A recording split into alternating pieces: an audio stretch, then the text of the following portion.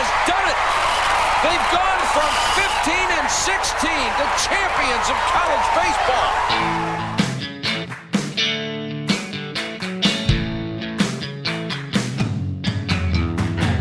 Welcome to the 1,544 Miles to Omaha podcast, talking about the past, present, and future of Cal State Fullerton baseball. Here's a drive, deep right center. Back there, and Chamberlain has won it. A walk-off homer from the freshman Chamberlain, his first of the year. Cal State Fullerton has won the College World Series in 1995. One ball and one strike. Runners lead from second and third. The 1-1 chopped over the mound. The second baseman Borgano's got it. Throws to first, a no-hitter for Colt Neesmith. Here's your host, Dave Lamb. Welcome into episode 66 of the 1544 Miles to Omaha podcast. Today's guest is current head baseball coach of the TCU Horned Frogs, Kirk Saarloos. For Titan baseball fans that might not be very well versed on Titan baseball and its history, Kirk pitched for 4 years while at Cal State Fullerton from 1998 through 2001. His name is littered throughout the Titan baseball media guide, appearing 40 times, with over half of those mentions within the top 10 in either season-long or career pitching statistics. A true strikeout pitcher, if there ever was one, Saarloos racked up 358 strikeouts in 4 years in 127 appearances, and those appearances still ranked number one, pulling double duty as a starter and a reliever, where he racked up 22 saves. He still ranks number two in career wins with 33 and averaged 9.4 strikeouts per 9 innings. We cannot fail to mention that his senior campaign in 2001, Saarloos threw the third no-hitter in Titan baseball history, pitching a 28-0 shutout over the University of Pacific. 2001 was also a terrific year for Saarloos, taking the pitching triple crown for the Titans in ERA with a 2.18, wins with 15, and strikeouts at 135. An All-American and a member of Team USA, Saarloos was selected in the third round by the Houston Astros and would make his major league debut nearly a year later with Houston on June 18th in 2022, becoming the 36th Titan to play in the Major League Baseball game. Saarloos spent 7 years in the major leagues, playing for Houston from 2002 to 2003, Oakland from 2004 to 2006, Cincinnati in 2007, and then back to Oakland in 2008. Saarloos made history on June 11th, 2003, as one of 6 Major League Astro pitchers who combined for a no-hitter against the New York Yankees at Yankee Stadium. Many remember Saarloos returning to Cal State Fullerton as an assistant coach. He spent his first season on staff as an undergraduate assistant for Dave Serrano. He moved into the role of pitching coach when Rick Vanderhook took over the head coaching duties in the summer of 2011. He remained on that Titan staff for 2 seasons before becoming an assistant coach at TCU in 2013. It should also be noted that following Saarloos in the pitching coach role for the Titan baseball program was current head coach Jason Dietrich, and he guided the Titans' arms from 2013 through 2016. Saarloos started his head coaching career this past season, was named the Big 12 Coach of the Year while guiding the Frogs to the Big 12 regular season title. And finally, the Saarloos family is a major part of the Titan baseball family with an outfield wall sign that reads, "The Saarloos family says good luck, Titans, only 1544 miles to Omaha." And as you might imagine, that sign was the inspiration to name this podcast the 1544 Miles to Omaha podcast. So now that we've given Coach Saarloos a proper introduction, let's welcome him to the podcast. Welcome in, Coach. Thanks. Appreciate you having me. Let's start at the beginning. Many people probably know your career from Cal State Fullerton and beyond. But what was it like growing up in Southern California? You were born in Long Beach, 1979. Take us through growing up in the 80s and the 90s and eventually coming to Cal State Fullerton. Yeah, so like you said, I was born and raised in Long Beach. Went to high school at Valley Christian, where the 605 and 91 meet. And, my dad and mom both went to the same elementary and high school as I did, so it was a very generational place. My dad owned a lawn and garden distributor in Artesia, and right there off kind of Bellflower Boulevard. So growing up, kind of just your typical deal. I loved playing sports. Anytime I wasn't in school or whatever, I was in the backyard playing whatever was on TV. If it was basketball season, I'd be playing basketball, football. But I always loved baseball. My dad played at UCLA, so most days he'd get home from work and I'd be waiting there with a bat and a fungo and my glove, and he'd hit me ground balls, or I'd throw him a bullpen, and my mom would have to force us to come in for dinner, I never wanted to go in, and my dad finally would make a competition out of it. And then as soon as I didn't feel the ground ball cleanly, we had to go in. Or if I walked somebody in a bullpen, we had to go in. So just always playing sports, and had an older brother that pushed me as well, Keith. And so, it was very fun and always knew I wanted to play college baseball. Just didn't know at what level I was going to be able to play at. Just kind of a mediocre, talented baseball player. Wasn't always the best on every team, but was just solid. Played at Valley Christian, like I said, for 4 years, and then got some opportunities after that to go play in college, obviously at Fullerton. So I enjoyed my childhood. A lot of baseball, a lot of sports. It was a really fun time to grow up in Southern California. Talking about being a multi-sport athlete and basketball season, you're playing basketball and that kind of stuff. What was it about baseball that gravitated it to you to the point where you eventually went on and played in college? Was it that just was your better sport and that just ended up being it? Or was it you truly loved baseball more because of some reason? Yeah, a 5'11" shooting guard that was marginal at best at shooting basketballs. I knew that wasn't going to be my career path. And then football, could always throw the football, but again, the talent level compared to my peers was not quite up to par to be able to play in college. So I played soccer as well, loved soccer. But baseball was the one sport that I felt like, I could possibly go play in college, and then a pipe dream of playing in professional baseball. I just wanted to go play the sport that I thought I could play the longest at, and that was definitely baseball. When you're going to high school, was there... How did you get discovered by Cal State Fullerton? Did they have, like we do today, prospect camps and that kind of stuff? Or did they reach out to you? And then were there other schools that were interested in you before you eventually came to Cal State Fullerton? The recruiting nowadays is way different than when I was 16, 17 years old. Now, we have a kid that's committed to us here at TCU that's a freshman in high school, where the recruitment periods back then, the big summer tournament, really to get seen by everybody, was the area code games, which it still is. Blair Field hosted it. It still hosts it. The last couple of years it's been down in San Diego, but I think it might be coming back to Blair Field. But it's all the best going to be seniors in high school playing, for their geographical area in the country at one tournament. So all the coaches from all over the country come and watch this because you can kind of see where players in your area stack up, or you might try and go out of state and grab somebody from a different area code or a different state. So I played for the 310 area code. We had our tryout at Cerritos College, and we were the 310 Dodgers. So I made that team, and that was a big deal for me because small school, Valley Christian, I don't know if the divisions are the same still in CIF over there, but we were like Division 10 in football. It's a small school, about probably 500 people graduating total, not each class, but total for the four grade levels. And so for me to make that team was a big deal. And so I went there to the area code games, pitched twice. I remember walking out of the gate one time, and Coach Serrano, who was the pitching coach at the time, kind of stopped me and just said hello, introduced himself to me, and said, was excited to watch me throw. And then kind of the connection with baseball. It's a small world. So my dad played at Cerritos College for Wally Kincaid, who everybody knows out on the West Coast. And there was a left-handed catcher on that same team by the name of George Horton.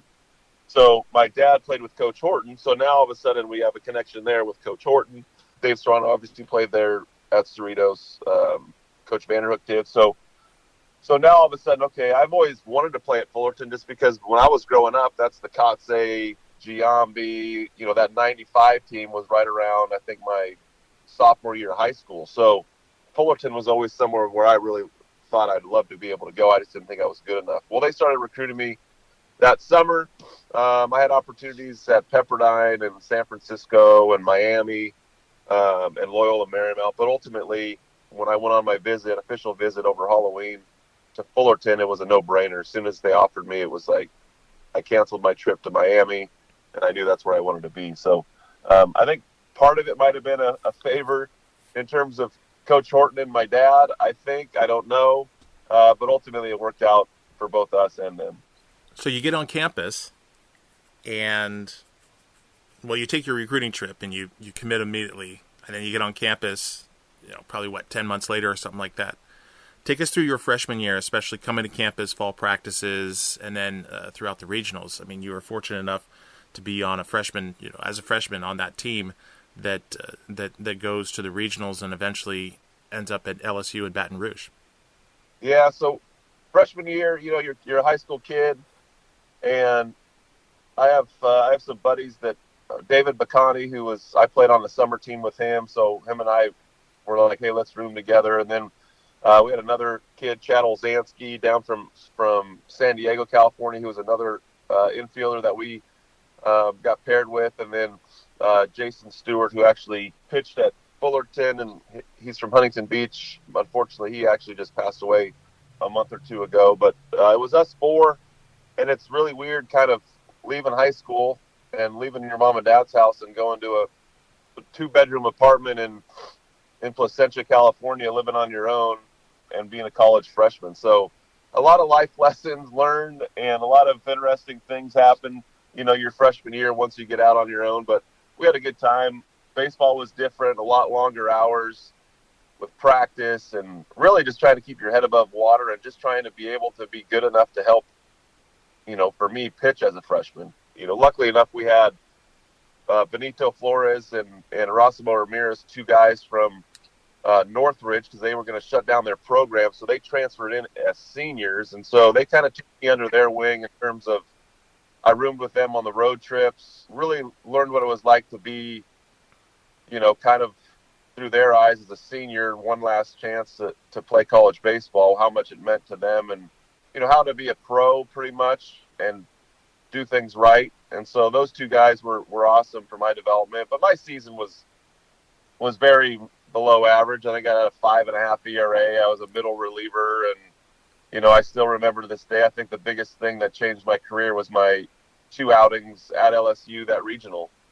We were facing LSU, and I think I got 1 out my first time against them, and maybe I didn't get anybody out the second time, and gave up, I think, a couple homers in the first one and a grand slam to Mark Cressy in the second game against him, and he's standing at home plate with his hands in the air, and the umpire had to shove him to go to first base because he was celebrating it so long. And I was devastated as a freshman. We lost that game and lost the regional, and I was devastated because I felt like I let the team down, and I didn't want to feel that feeling again. I remember sitting in the dugout and really just sitting there and tears rolling down my cheek and going, I don't ever want this feeling again. And so that kind of, I think, jump-started my dedication even to another level to try to be the best that I could possibly be, the best version of who I am on the field. And that propelled me that summer and throughout the rest of my career. I feel like to reach the highest potential I could be was because of my, probably inability to get people out at the highest level in college baseball. Well, speaking of that trip to LSU, we mentioned a little bit in the beginning about the outfield sign that it's still at Goodwin Field today. But that trip to LSU actually inspired the outfield wall, and I actually had a phone conversation with your dad, Larry, back in November of 2019, where he told me the story of how that all came about. He commented on a blog post on the website, left his phone number out there for the entire world to see. So I had to call him back and tell him what he did. But I foolishly didn't record it, and unfortunately, we lost your dad, Big Lair, in April 2020. Would you be able to fill in the blanks on the story of how that iconic outfield sign at Goodwin Field came to be? And then if you don't know, I might be able to fill in some of the blanks where my conversation with your dad might be able to fill in some of those blanks.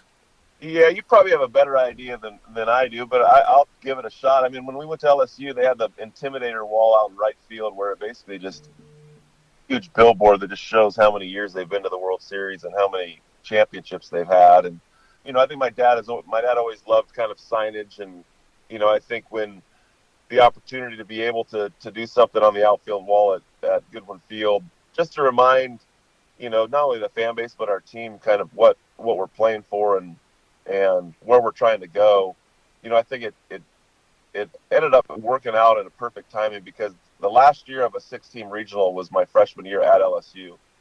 And the first year of the regional and super regional was the next year.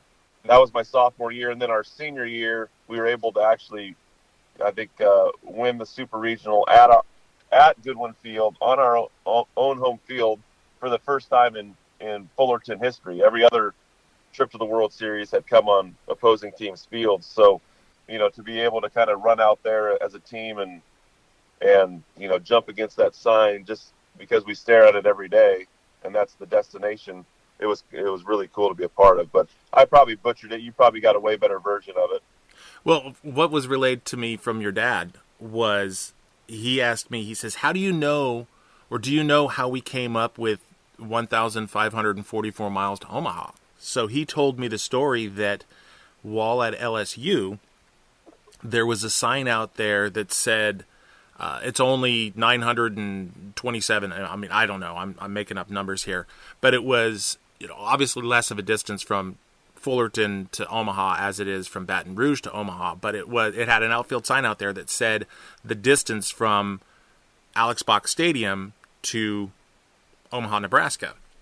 And he says he was out there and he thought that was the coolest thing ever. And he says, why don't we have something like that? Well, this is 1998. And there's no Google Maps. And, I mean, the internet is really starting to come along. But he says he found this newfangled thing called MapQuest. And he tried to figure out how many miles it was from City Hall of Cal State Fullerton in Fullerton, California to City Hall or try to find Rosenblatt Stadium on there. And he came up with 1544. And that was the mileage from Fullerton to Omaha. And in checking it, I think it's 1534 or 1554. It's within 10 miles now using the modern technology. But he just said, he came up with 1544, and that was the mileage. And we came up with the sign and we put it out there because we thought it was really, really cool what LSU did, and we wanted to have it out there at Goodwin Field. So it was. Love it. It was a really, really cool and insightful, and I'm still kicking myself to this day that I didn't say, hey, can we pause this and can we go back and can we record this because this would be really, really cool. But never did. But great conversation with your dad, just learning about that whole outfield sign. So absolutely, thanks for sharing that. Yeah, absolutely. I didn't know if you knew the full story, but here you go. So let's just jump into sophomore year, 1999. You already mentioned that was the inaugural year of the Super Regionals format, and the Titans had to go to South Bend and then the Columbus Super Regional and eventually take your first trip to Omaha. Take us through the year and then the postseason with the regionals and the Super Regionals, and then eventually going to Omaha for your first time. With the regional and Super Regional deal, I think a lot of times when we put ourselves in a great spot. Obviously, I think we won the Big West and put ourselves in a great spot to be able to host for the first time. And at that time, it was, like with many things, when it's the first time of doing something, you don't really know maybe the set rules or the guide rails on these things. And so, we're thinking we put a bid in to host. We feel like we have a great opportunity to host a regional, and like with a lot of things, I think it came down to money, and maybe it came down to a little bit of, football money with Notre Dame. And so we ended up having to go to South Bend for that regional. Shoot, I think I want to say the opening game it might have been against Michigan. I think we were losing that ball game and rolled like a 4 spot in the 9th inning to win. And we ended up beating Michigan. I think we came back and beat Notre Dame maybe once or twice. So we got out of that regional. So we're waiting for the bid process to take place for the Super Regional, and the way it stacked up, it was going to be us and Ohio State, and I'm not sure if Ohio State had won their conference that year or not. But we're like, this is an absolute no-brainer. We're getting a regional. We're getting a Super Regional. This is going to be unbelievable. So we put our bid in, and just like I talked about with Notre Dame, the blue blood of football, Ohio State, whether they money whipped the bid or not, I'm not sure, but I just remember us being shocked and kind of disrespected in terms of feeling like we wanted to bring a Super Regional back to Fullerton for the first time ever on campus, and here we are. We didn't even go home. We went from South Bend to Columbus, Ohio, we didn't even go back to Southern California. We spent that whole week out in South Bend and Columbus, just because there's no point of going all the way back west and then coming back east. So we ended up playing at Columbus and at Ohio State, and actually it was a really great environment. It was their first time hosting a regional, I believe, too, and so I think the first game on Friday night, I come in and, as you read off all those things at the beginning of this podcast, I'm going to give you what really happens a lot of times. I come in and I think it's the 8th inning or something. I give up a grand slam. So here we are again 1 year after the regional at LSU. I give up a grand slam for them to go ahead in the 8th inning. And I'm not feeling too great about things. I'm, feeling like I let the team down. Anyway, we lose that ball game. So we're on the bus the next day about to get off for our game against, obviously, Ohio State. And Coach Horton would always kind of give a little speech prior to getting off the bus. And we're all sitting there listening to Coach. And Coach says, do you know who John Cooper is? And everybody's kind of looking around and says, no, we don't, Coach. And at the time, John Cooper was the head coach at Ohio State for football. He was like 1-10 against Michigan, like could never win the big game.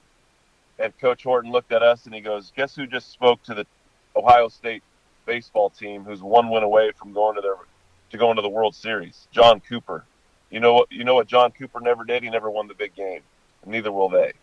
And so we went out and just absolutely rolled them up on Saturday, and then on Sunday came back and Reed Johnson, I think, hit a homer. Ryan Owens, a home run. I think Patterson hit a homer, and Coach Serrato was like, "You're getting back out there. I don't care that the score is 13-1. You're going to finish this game so you can get a good taste in your mouth." So finished that game. Was on the mound when we got the last out and got our trip to the College World Series. What was Omaha like for a 19, 20-year-old sophomore at Cal State Fullerton? And this was old Rosenblatt. So yeah. What was it like as a guy who had experienced crushing defeat and setbacks, LSU, and then obviously that Friday night you just shared with us in Columbus? But what was Omaha like for you in 1999 as a sophomore? Well, I think you go through so much during the season and preseason as a team and it's just like it's a build to the opportunity to go to Omaha. So we fly in and get into Omaha, and then the first thing that we do is we go, to the stadium and you get off kind of the freeway and Rosenblatt kind of sat up on a hill. So it was almost like you make the turn and you're driving up the hill and it's like, holy cow, there it is. And everybody's looking out the window and taking pictures, and it's everything that you imagine. And so you drive up, and then they have the opening ceremonies and the I forget who the band was, but we had a band there that was playing on the field, and fireworks, and it's everything you can. I mean, it's Disneyland for college baseball. It's everything that you want it to be and more. Just you're one of 8 teams that have an opportunity to win a national championship. I mean, it was second to none. Obviously, Rosenblatt. You watch it if you're a college baseball fan. You watch it growing up, and to finally be there and be on that field is a pretty special deal. Well, unfortunately, that year didn't end in a national championship, and then we'll get to 2001, which I think is the most epic of all games, but we'll get to that one in a second. But junior year, 2000.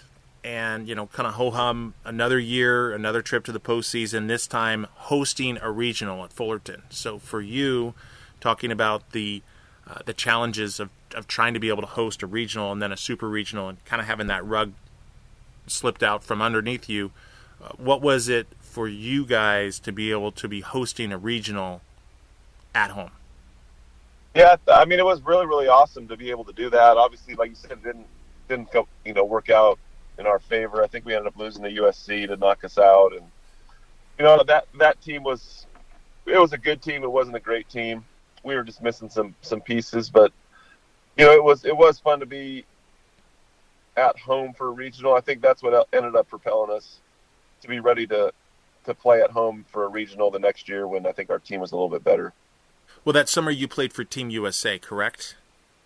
Yeah, usually they don't. Usually that Team USA team is selected from sophomores going to be juniors. Very rarely do you ever have a junior going to be a senior, just because they don't want the draft to get in the way and things like that. But the head coach of that team was Mike Gillespie, obviously USC coach, and Irvine, but Coach Horton knew him pretty well, and I think they really wanted me to come back for my senior year, and this was an opportunity to go play for Team USA and be able to represent the country and be around some of the best players in the country, and so that was a lot of fun. We started in Hawaii and worked our way east.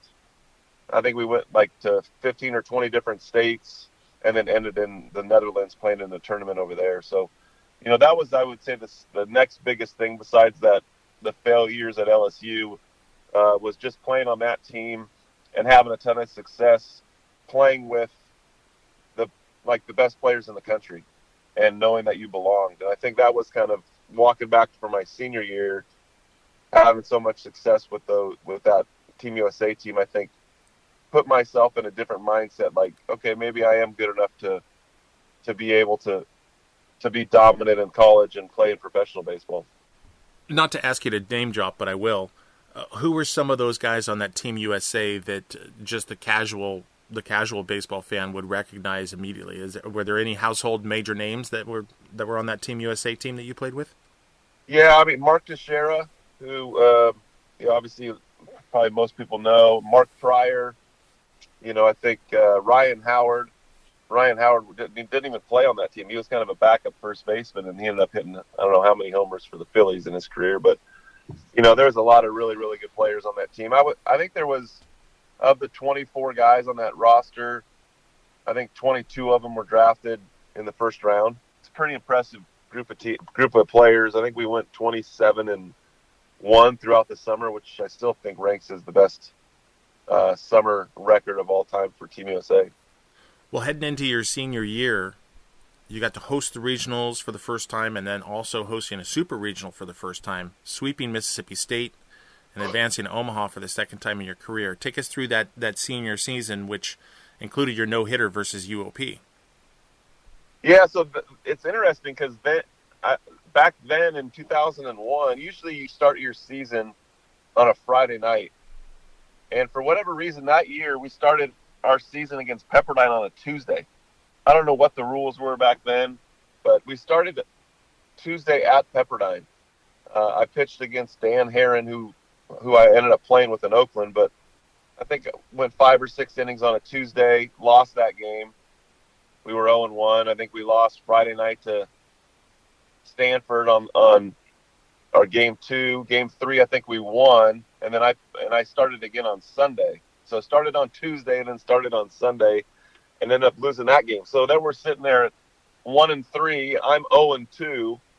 Luckily enough, it's a long season. And so the things that I remember about that season is just I enjoyed pitching as much as I possibly could. So I always told Coach Serrano, hey, instead of throwing a bullpen on Friday, I would really rather throw in a game on Friday for 1 inning.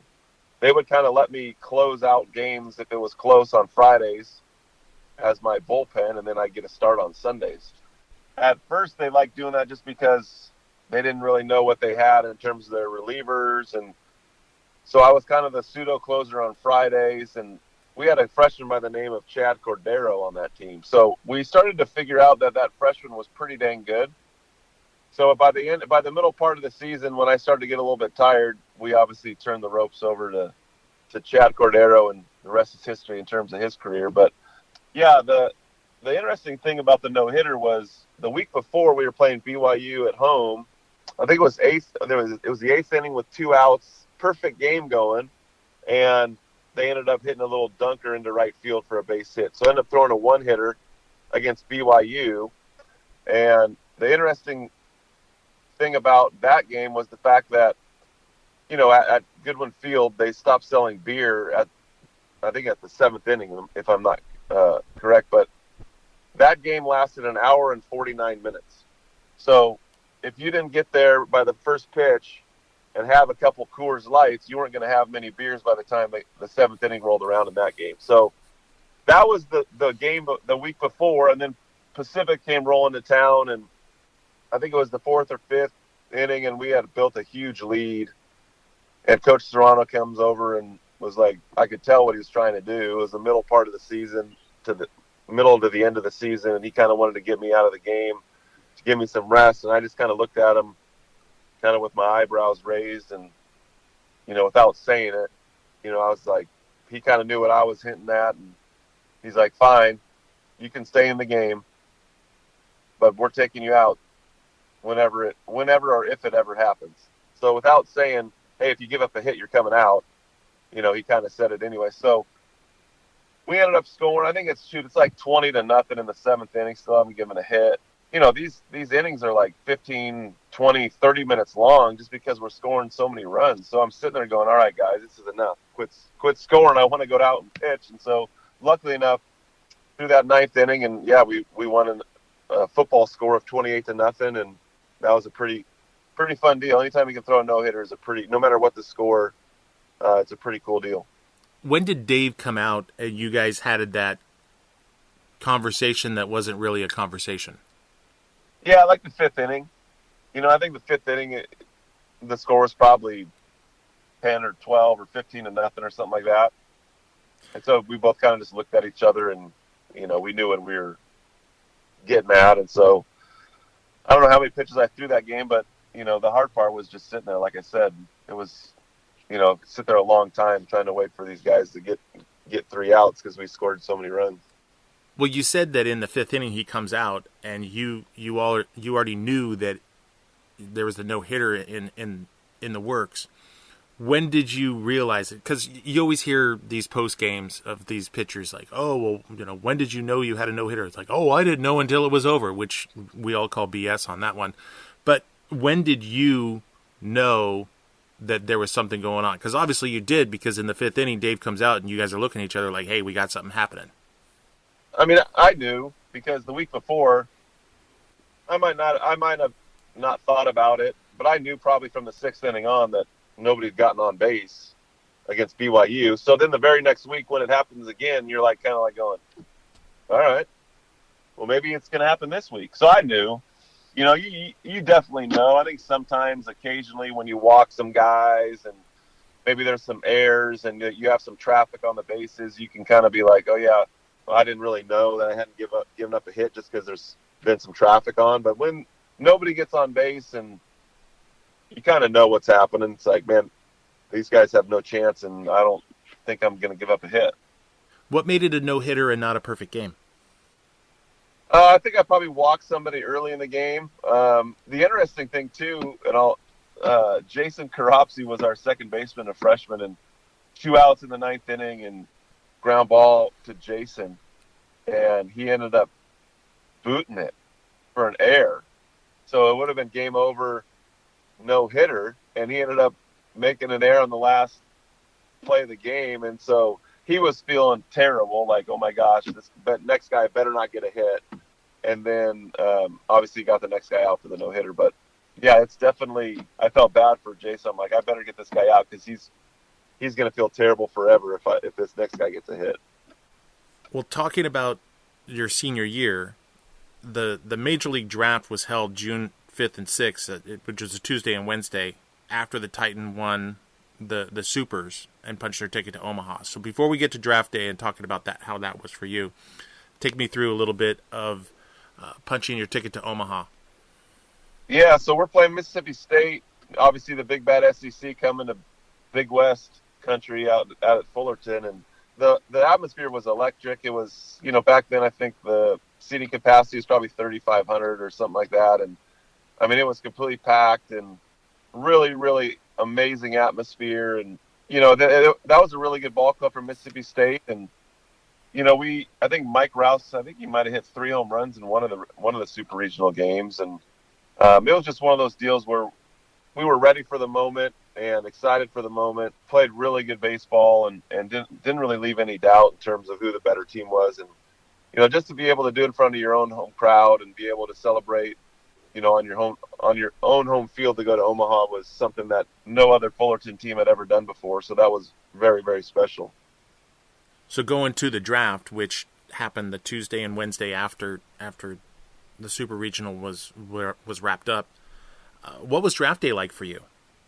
Like you said, the internet wasn't, it was just coming along. So it's not like it is today where the draft is, you can see it on your phone or you can turn on MLB Network. It was basically a bunch of Major League Baseball teams sitting behind their computer and turning their draft pick in, and then somebody announcing it on the internet, and so we were actually practicing, getting ready, one of our last practices before going to Omaha, and the draft's happening, and I forget who came up to me at practice and was basically like, "Hey, you just got drafted by the Astros in the 3rd round." I was like, "Oh wow, that's awesome!" Like, that's how I found out. Like, it's, nowadays it's way different, but back then it was just kind of like, dial up AOL internet, and someone found out and came to practice and was like, I think it might have been our SID,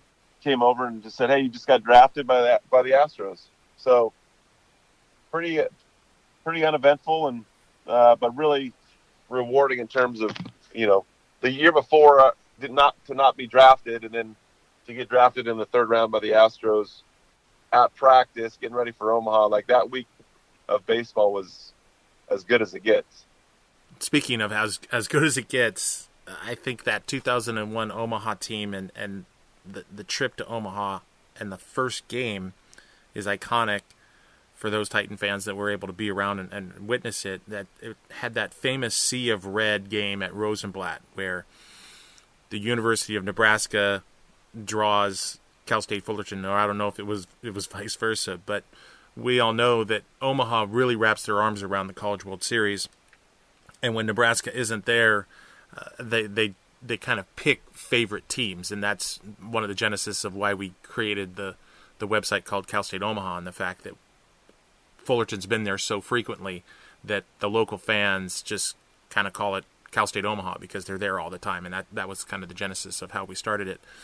But at the same time, once Nebraska's there, it's all Nebraska all the time. You didn't pitch in that game.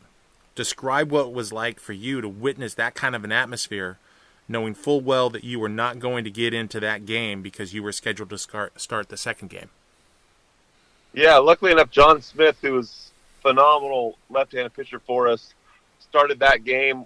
They could really run, and John Smith had an elite left-handed pickoff move. So we thought, in terms of a lot of and their best hitter was Dan Johnson, a left-hander, and we thought, that the coaching staff thought that I'd be better matchup for Stanford, and kind of wanted to get back at them for losing, to them on Sunday, the first weekend of the year. And so anyway, sitting in the dugout, like you said, it's all red, and there's a little dot of blue right behind our dugout where our fans are. It was electric, to say the least, and it was something where, their starting pitcher, I think, threw Shane Comini, who I also pitched with in Oakland. I think he ended up throwing about 160 pitches. He was called the Hawaiian Punch-Out, really good college pitcher. John Smith, obviously a really good starting pitcher for us, and just the back and forth in that game and the emotions of being – we didn't really feel like we were the underdog just because everybody was there to watch Nebraska, and we felt like they actually probably had more pressure on them than we had on ourselves because they're playing in front of 30,000 people from Nebraska that are expecting them to win, and they probably put a little bit too much pressure on themselves. And so, we felt like we were playing with house money and we're able to beat them. And but it was really an electric atmosphere and fun to be a part of that. Well, I had a chance to do a podcast with your catcher, Brett Kay, and I had a chance to talk to him about the umpire. And from us, all gathered at Off-Campus Pub right there on Nutwood Avenue, across the street from campus, it looked like the umpire was calling an enormous strike zone. Enormous. Brett even admitted, he said, he was sometimes calling it a strike before it would even hit my glove. Yeah. And one of the things that you want from umpires is you want consistency. And I think he called it really big for both John and for Shane Comini. But from your perspective, from the dugout and everybody else, were they seeing the same things that we were seeing on TV?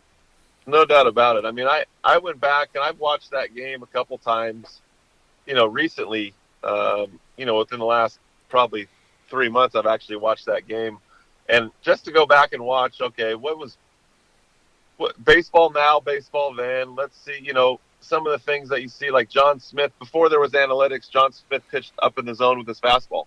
Never threw a breaking ball, and occasionally would throw a changeup, but people couldn't hit his fastball. So we kept calling fastballs, and Brett would keep raising his glove higher and higher, and guys would chase it. But watching that, I still remember, like I said, my buddy Dan Johnson, who was an elite left-handed hitter.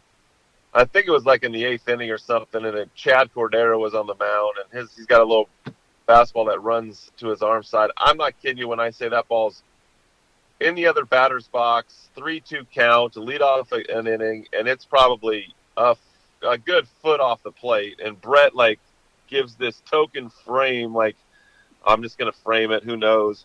And the guy rings him up. I'm like, that guy, like the Eric Gregg strike zone in the Marlins Braves game way back when everybody was punching out everybody because that strike zone was big. This strike zone was like the width of Nebraska. It was that big, and it really actually almost made it fair because back in those days, those bats were illegal anyway with how hot they were. So occasionally it's kind of nice to have some advantages go the pitcher's way. Spoken like a true pitcher. Yep. So unfortunately, the Stanford game, so you win the Nebraska game, and the Stanford game ended up being a heartbreaker, losing in the 10th inning. But you were lifted in the game when it's tied. Going into the 8th, you went an 8th and a 3rd inning, giving up just 5 hits, 1 earned run, struck out 3 on 105 pitches. Take us through that game from your perspective. Yeah, so it's Stanford who every single year, and I think Coach Dietrich has it going again in terms of the opening weekend of the season, Fullerton versus Stanford. And it's awesome to see. I think he's got that happening again, and I was tired of playing Stanford. I didn't like those guys. I just felt like my sophomore year they basically beat us and knocked us out of the World Series. We really didn't have a ton of success playing against them over my 3 or 4 years there, and so I couldn't stand those guys. And we were playing, like you said, I think it was a close game. Mike Gosling, who's a buddy of mine, that was starting for them, and I think he went 7 innings, and I think we were up maybe 2-1 or something like that, and I hung a changeup to Ryan Garco, and he hit it almost out of the stadium to make it 2-2, and came out of the game and obviously turned it over to Chad Cordero. We felt good about it, but ultimately we didn't get it done. So if there would be one team that I probably despise in terms of ending our season both years at Stanford, and to not be able, we were close to getting it done against them my senior year, and to not be able to get it done kind of is still a little bit of thorn in my side in terms of, I think, whether it be the sophomore year or my senior year, I think we end up winning a World Series if we can just get by Stanford, and we just never were able to do it. You've been listening to episode 66 of the 1544 Miles to Omaha podcast with special guest, head coach of the TCU Horned Frogs, Kirk Saarloos.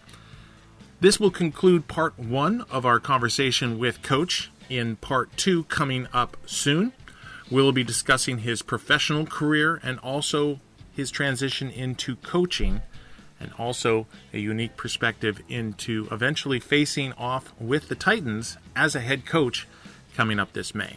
Make sure to subscribe to the 1544 Miles to Omaha podcast in order to receive those future episodes downloaded directly to your device on whichever podcasting platform you prefer. Thanks for listening, and we'll see you next time on the 1544 Miles to Omaha podcast.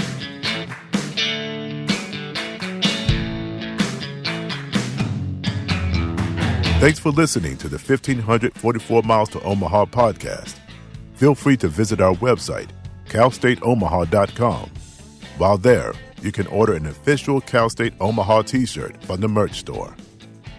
Want to help others find this podcast? Please add a 5-star review wherever you are listening. It really does help. The 1544 Miles to Omaha podcast is an On the Lam Enterprises production and is not affiliated with Cal State Fullerton or Titan Baseball.